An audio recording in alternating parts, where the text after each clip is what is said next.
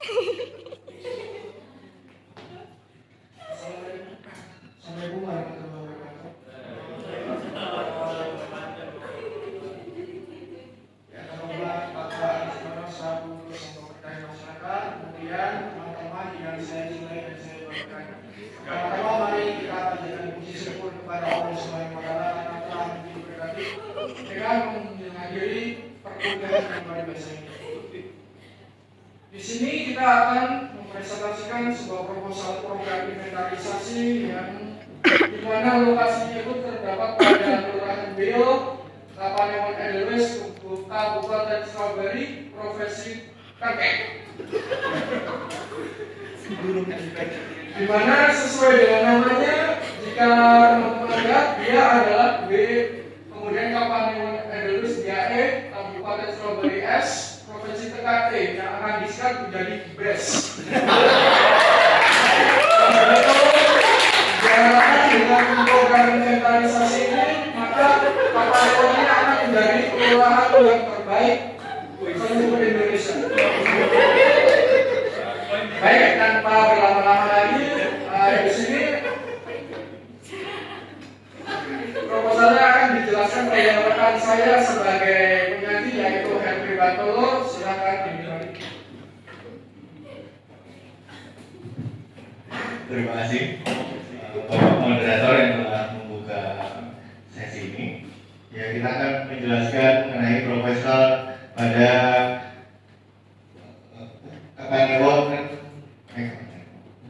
Kelurahan Beo. Nah, tadi kalau kalian melihat dari kelompok 2, Kelurahan Beo itu ada di selatan dari Kelurahan Albatros.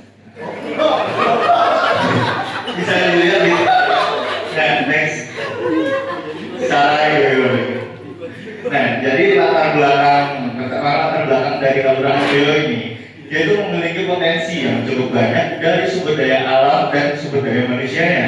Nah, jadi salah satu kendala dalam Kelurahan Beo ini, dia tuh masih kurang akses dari perkotaan, sehingga mayoritas masyarakat saya itu peternak dan bertani. Next. Nah, dari tujuan program yang pertama itu kita harus mengidentifikasi potensi-potensi yang ada. Nah, setelah diidentifikasi potensinya, kita melakukan membangun basis digital. Nah, jadi potensinya itu kita bangun basis digital yang diperlukan untuk mengidentifikasi lebih lanjut. Nah, hasil analisis tersebut kemudian menemukan sektor-sektor unggulan yang dapat dilakukan oleh Desa Beo. Dan terus hasil tersebut dari susunan rekomendasi kebijakan dan program strategis untuk mengoptimalkan pemanfaatan dari Kelurahan Beo.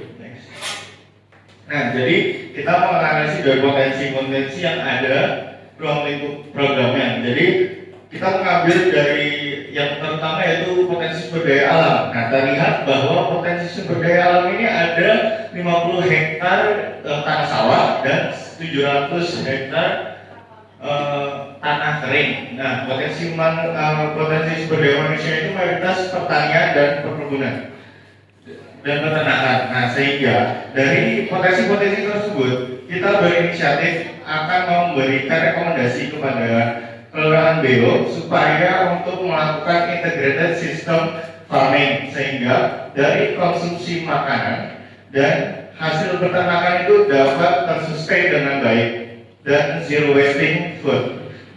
Dan dari potensi-potensi yang ada, kita akan melakukan pelatihan kepada masyarakat yang perlu untuk diedukasi lebih dan kembali. Nah, jadi metode pelaksanaan yang akan kita laksanakan yaitu mengumpulkan data perlindungan terlebih dahulu, yaitu ada 3 tahapan, yaitu survei lapangan, wawancara, dan focus group discussion atau FGD. Yang kedua, kita akan mengumpulkan data-data sekunder yang ada pada desa tersebut. Jadi ada 2 desa, yaitu dokumen resmi kelurahan dan instansi terkait pada area tersebut. Terus analisis yang akan kita lakukan yaitu SWOT, terus penyusunan basis data dan laporan. Nah, jadi tadi kan secara rincinya, dan untuk waktunya kita memerlukan waktu 3 hari. Berikut rinciannya, dapat dilihat bahwa persiapan pengolahan dan penyusunan laporan. Kita rencanakan selesai dalam waktu 3 minggu. Oh, belum ya. Nah, terus penutupnya itu, jadi proyek ini tuh bertujuan untuk memberikan yaitu pendapatan pada masyarakat, meningkatkan pendapatan pada masyarakat sehingga ingin adanya apa?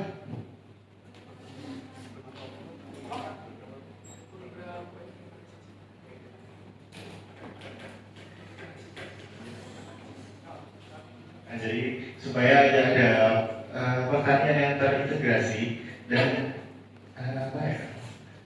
Ketahanan pangan berkelanjutan sesuai programnya Pak Prabowo. Mungkin ya dari saya kembalikan ke Bapak Moderator. Baik, terima kasih kepada Bu Haji atas presentasi luar biasa dan basic-nya dengan ini. Baik, untuk pembahas satu dipersilakan.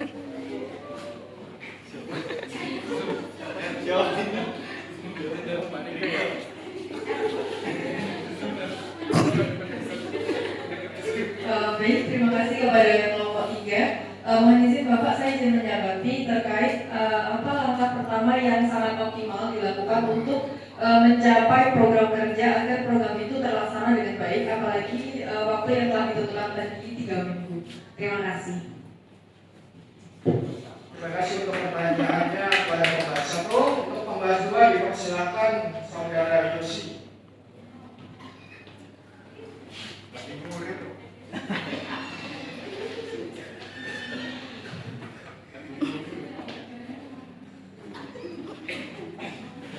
Untuk yang pertama tadi sudah dijelaskan bahwa ada ruang lingkup programnya ada 5 dari SDA sampai kelembagaan desa.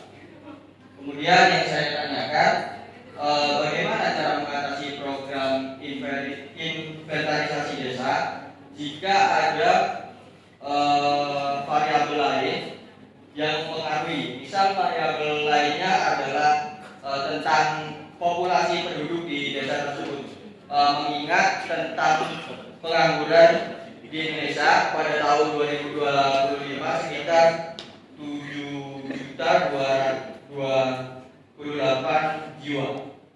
Mungkin sekian dari saya, terima kasih. Baik, terima kasih untuk pembahas dua. Baik, pertanyaan berikut akan dijelaskan oleh penyaji kepada penyaji. Dipersilakan waktu dan tempatnya.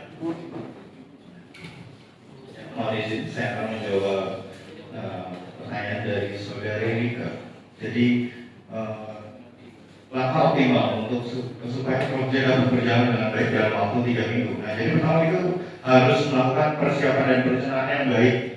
Nah, jadi sebelum melakukan eksekusi itu kita harus diskusikan kepada stakeholder terkait supaya program ini dapat berjalan dengan lancar. Yang kedua itu eksekusi program itu harus di breakdown dengan jelas dan monitoring hariannya juga harus jelas. Terus komunikasi dengan tim itu harus intens. Jadi dokumen-dokumen dan laporan itu harus dipersiapkan dengan matang. Yang terakhir adalah selalu mengecek hasil yang dikeluarkan oleh hari-hari time schedule tadi. Mungkin itu Saudari Rika, apakah ada cukup? Baik. Nah, untuk Saudari Yosi, pertanyaannya adalah cara mengatasi program event desa jika para pelaku mempengaruhi sumber daya manusia yang pengangguran tadi ya. Nah kan, jadi program kita adalah integrated system farming. Jadi pertanian itu kita membuka lapangan pekerjaan baru. Jadi dengan adanya integrated farming itu, jadi dari rumputnya tadi karena dataran tingginya di selatan dari tempatnya Kelurahan Ambatos tadi ya, jadi dataran tinggi, dia memiliki lahan yang cukup luas, jadi memiliki rumput yang cukup banyak. Nah, jadi kan rumput sudah ada, tinggal kita fasilitasi dengan hewan-hewan ternak yang ada. Jadi kita melakukan pelatihan kepada masyarakat untuk ternak. Dengan hasil ternak tersebut nanti akan diolah kembali menjadi produk-produk yang unggulan. Nah, dari hasil limbah-limbah ternak tersebut dapat diolah kembali menjadi pupuk dan dapat dilakukan penanaman untuk rumput-rumput yang sebagai pakan ternak. Mungkin itu aja dari saya. Apakah ada yang kurang? Saudara sih? Ya, oke. Saya kembalikan pada Bapak Kapolda. Bapak Yus ini pengen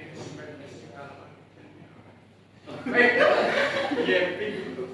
baik, demikian atas presentasi proposal kami. Untuk ketika ada salah kita mohon dimaafkan. Assalamualaikum warahmatullahi wabarakatuh.